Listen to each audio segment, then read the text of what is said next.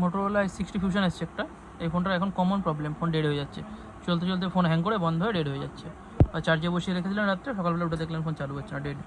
এই ফোনের প্রচুর পরিমাণে সিপির প্রবলেম হচ্ছে। আমরা তো রেগুলার কাজ করছি, এতদিন ধরে তো ভিডিও কিছু করা হয়নি আমাদের, তাই এখন এই আজকে ভিডিওটা করে দেখাবো আপনাদের।